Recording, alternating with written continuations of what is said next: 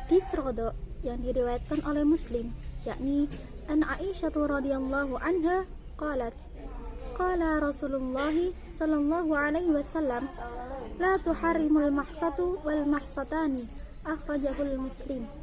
Dari Muslim bin Hajjaj Abu Al-Hasan Al-Husairi Al-Ma'ibusari, Sohifah 1018, yang artinya dari Aisyah mengatakan bahwa Nabi Shallallahu Alaihi Wasallam bersabda, sekali susuan atau dua kali susuan atau sekali hisapan dan dua kali hisapan tidaklah menjadikan mahram. Assalamualaikum warahmatullahi wabarakatuh. Sebelumnya perkenalkan, nama saya Muhammad David Batiar, NIM 2020110096. Saya akan melanjutkan pemaparan dari teman saya dari Syarah Rodo. An Aisyah radhiyallahu anna Rasulullah sallallahu alaihi wasallam kana indaha wa annaha sami'at sauta rajulin yasta'dinu fi baiti Hafsatan. Qala faqultu ya Rasulullah hadha rajulin yasta'dinu fi baitika. Qala Nabi sallallahu alaihi wasallam urahu fu hafsatan min raudati. Qalat Aisyatu law kana fulana hayya li amma min raudatin da qala alayya. Qala na'am ar-raudatu tuharramu wiladan, rawahul Bukhari. Lanjutan dari Aisyah radhiyallahu an bahwa suatu ketika Rasulullah berada di rumah Aisyah. Saat itu Aisyah mendengar suara laki-laki yang meminta izin masuk ke rumah Hafsah. Aisyah berkata, "Ya Rasulullah, laki-laki itu meminta izin ke rumah kau."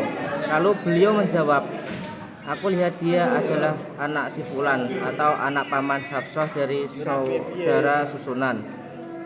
Kata Aisyah, "Aku berkata, wahai Rasulullah, seandainya fulan hidup atau paman Aisyah dari saudara susuan, apakah dia boleh masuk ke rumahku?" Beliau menjawab, "Ya, boleh, karena susuan itu menyebabkan mahram, sebagaimana hubungan kelahiran." Lanjutan, kana fulanun hayyan. Kata fulan yang dimaksud adalah Aflah, saudara kandung Abi Al-Qais, karena Aba Al-Qais karena Aba Al-Qais orang tua Aisyah dalam sepersusuan.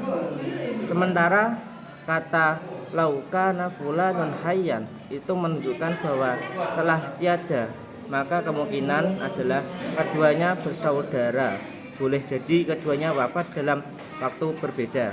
Selanjutnya, raudoatu tuharramun ma tuharramu wiladah. Secara ijma, yang berkaitan dengan haramnya nikah saudara sesusuan, yakni air susu yang diberikan kepada anak susuan, harus dihasilkan dari hubungan yang sah. Maksudnya adalah jika air susu itu mengalir bukan disebabkan karena nikah, melainkan dari hubungan zina, maka air susu tersebut tidak menyebabkan kemahroman. Ya, mungkin itu dari saya. Selanjutnya akan dilanjutkan oleh teman saya. Sekian dari saya. Assalamualaikum warahmatullahi wabarakatuh. Tahrijul hadis. Adapun yang dimaksud tahrijul hadis adalah ilmu untuk mengetahui dan melacak asal-usul para perawi hadis dari sisi hubungannya dengan usaha periwayatan mereka terhadap hadis, atau yang secara umum dikatakan sebagai sebuah periwayatan hadis. Adapun tahrijul hadis dari hadis ar-rado'ah sebagaimana berikut. Innan nabiyya sallallahu alaihi wasallam qala la tuharrimul mahsadu wal mahsatani. Ar-rawi, yakni perawi pertama yang meriwayatkan, ialah Aisyah Ummul Mukminin. Selanjutnya ada muhadits, orang yang menggeluti ilmu hadis, yakni Muslim. Adapun juga masdar, sumber yang didapat, yakni Shahifah Muslim, Shahifah Ar-Raqam, halaman 1450. Adapun Khulasah Hukmul Muhaddits, yakni kualitas hadis, yang dimana kualitas tersebut berupa hadis yang sangat sahih. Dasar hukum yang diambil dari Al-Quran, yaitu pertama, Quran Surat Al-Qasas ayat 2.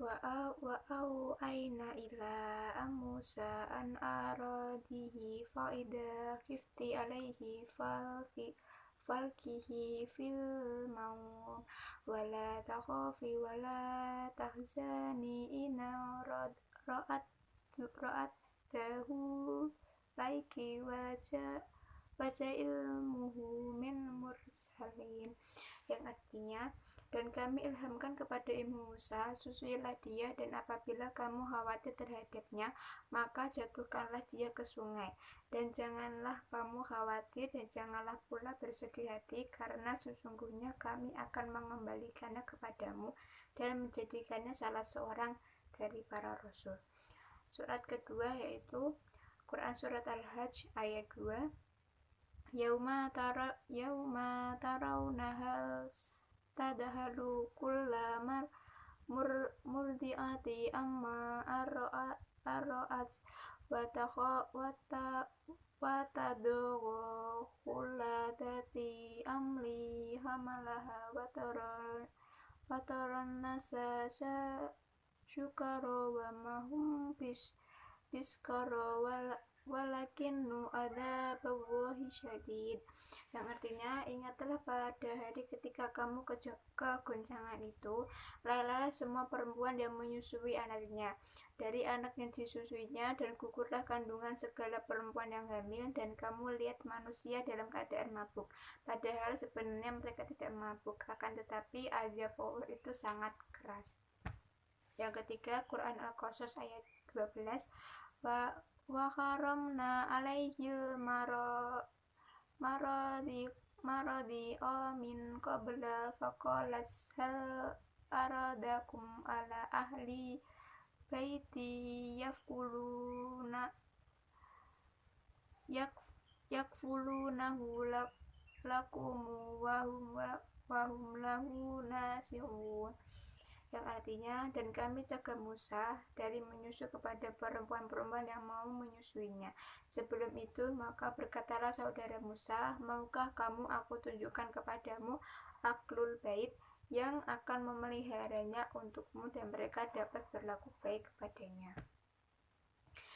Dari 3 ayat tersebut menjelaskan kisah para perempuan yang menyusui anaknya. Dalam sejarah, terutama berkaitan dengan masa kecil Nabi Musa, dijelaskan betapa pentingnya ASI untuk anaknya, sehingga Nabi Musa kecil dicegah untuk menyusu kepada perempuan lain, dan dijelaskan pula kedahsyatan guncangan hari kiamat, bahwa semua guncangan yang tengah menyusui anaknya akan lalai tatkala terjadi guncangan hari kiamat tersebut. Yang keempat, Quran Surat An-Nisa ayat 23, yang artinya, diharamkan atas kamu mengawini ibu-ibumu, anak-anakmu yang perempuan, saudara-saudaramu yang perempuan, saudara-saudara bapakmu yang perempuan, saudara-saudara ibumu yang perempuan, anak-anak perempuan saudaramu yang laki-laki, anak-anak perempuan dari saudaramu yang laki-laki, anak perempuan saudara-saudaramu yang perempuan, ibu-ibumu yang menyusui kamu, saudara perempuan yang sepersusuan. Ayat ini menjelaskan satu hal, bahwa penyusuan anak atau al-rodoa dapat menyebabkan ikatan kemahraman, yakni perempuan yang menyusui atau al-murdiah dan garis keturunannya haram dinikahi oleh anak yang disusuinya atau ar-rodi. Pembahasannya yaitu dapat kita garis bawahi antara lain: 1. Bahwa sekali atau 2 kali hisapan atau susuan tidaklah mengakibatkan terjadinya mahram. 2.